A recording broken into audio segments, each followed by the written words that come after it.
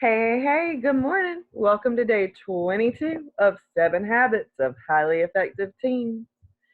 Yesterday, at the end of the lesson, I gave you some things to do for homework.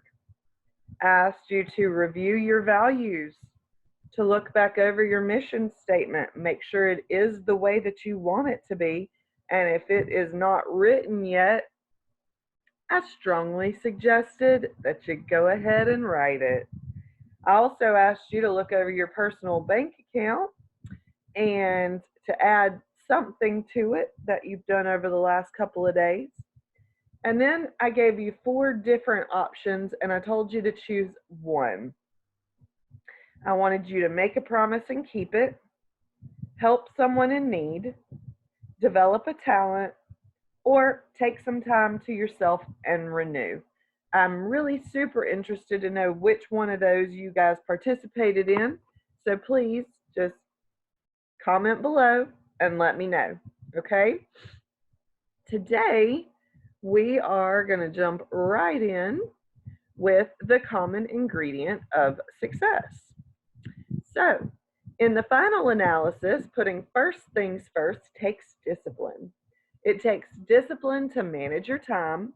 It takes discipline to overcome your fears. It takes discipline to be strong in the hard moments and resist peer pressure. A man by the name of Albert E. Gray spent years studying successful people in an attempt to figure out that special ingredient that made them all successful. What do you think he found? Well, it wasn't dressing for success, or eating Greek yogurt, or having a positive mental attitude. Instead, this is what he found. Read it carefully. Albert E. Gray's common denominator of success. All successful people have the habit of doing things failures don't like to do. They don't like doing them either necessarily, but their disliking is subordinated to the strength of their purpose. What does this mean? It means that successful people are willing to suck it up from time to time and do things they don't like doing. Why do they do them? Because they know these things will lead them to their goals. In other words, sometimes you just got to exercise your special human tool called willpower to get things done, whether you feel like it or not. Do you think a concert pianist always enjoys hours of practice each day? Does a person who is committed to earning her own way through college enjoy taking on a second job? I remember reading a story about an All American collegiate wrestler who was asked what the most memorable day of his career had been. He replied that it was the one day during his career when practice had been canceled. He hated practice, but was willing to endure it for a greater purpose, his love of being the best he could. A final word. We've surveyed thousands of people on the 7 habits, and guess which habit is the hardest one to live? You guessed it. Habit 3. So don't get discouraged if you struggle with it. You've got company. If you don't know where to start with habit 3, go to the baby steps. That's what they are there for, to help you get started. Your teen years can be some of the most exciting and adventurous years of your life, so value each moment. Excuse me, as this poem so beautifully communicates. To realize the value of 1 year, ask a student who failed his or her AP exams. To realize the value of 1 month, ask a mother who gave birth to a premature baby.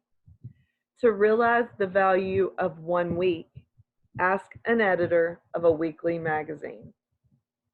To realize the value of 1 day, ask a daily wage laborer who has 6 kids to feed. To realize the value of 1 hour, ask the lovers who are waiting to meet.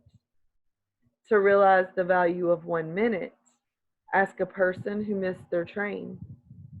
To realize the value of 1 second, ask the person who survived an accident.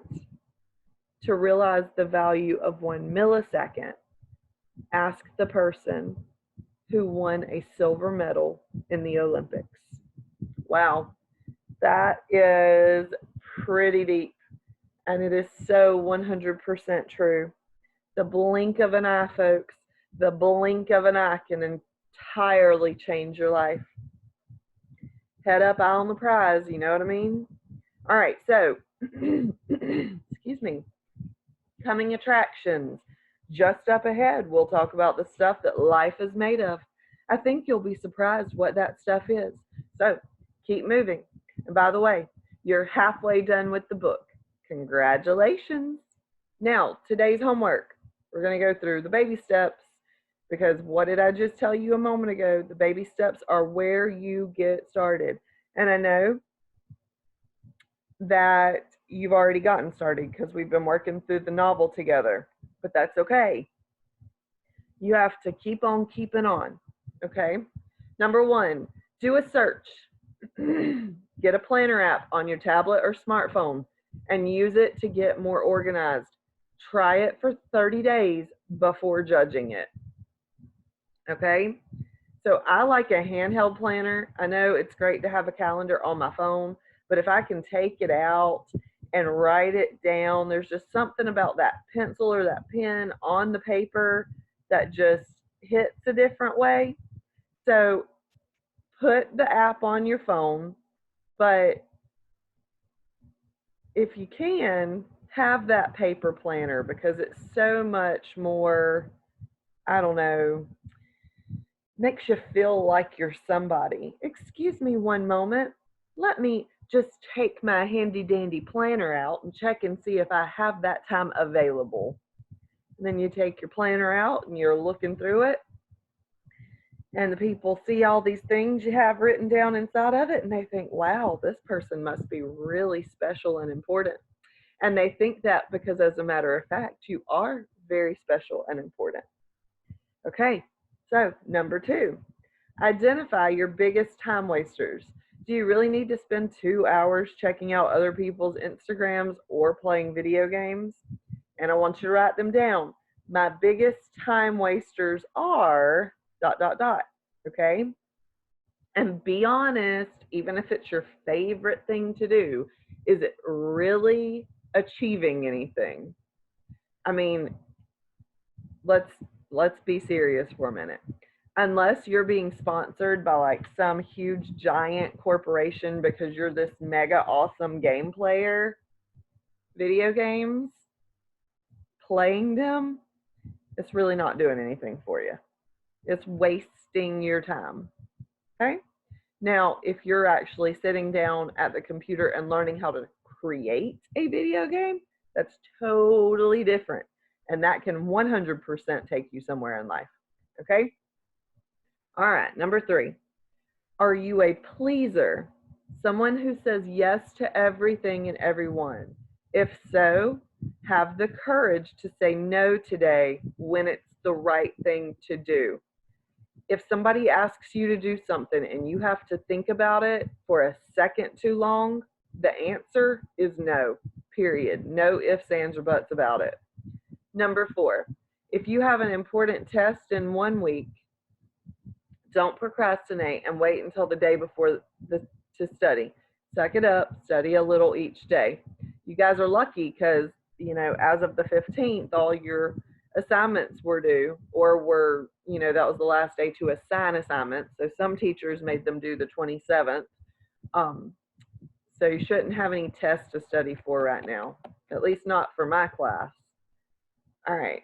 Number 5, think of something you've procrastinated for a long time, but that's very important to you. Block out time this week to get it done.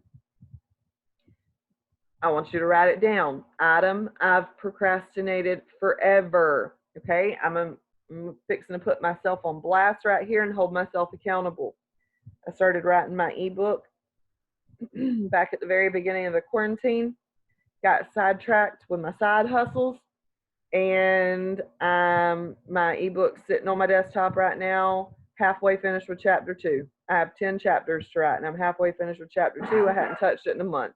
So there's my procrastination, and I've got to jump on that. All right, number 6, note your 7 most important big rocks for the upcoming week. Now, block out time on your calendar to accomplish each one. Remember, your big rocks are those really important things that have to get done. Like if your parents pay for you to go to piano lessons, or if you play football and you have practice every day, obviously you're not going to get away missing those things. So those are your big rocks.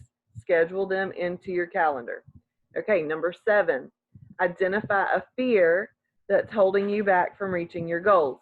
It could be a fear of a person, a fear of emotions, fear of getting hurt. Decide right now to jump outside of your comfort zone and stop letting that fear get the best of you. Write it down. What's the fear that's holding me back? Once you've identified it, then conquer that bad boy. All right, number 8, how much impact does peer pressure have on you? Identify the person or people who have the most influence upon you. Ask yourself, am I doing what I want to do or what they want me to do? Okay?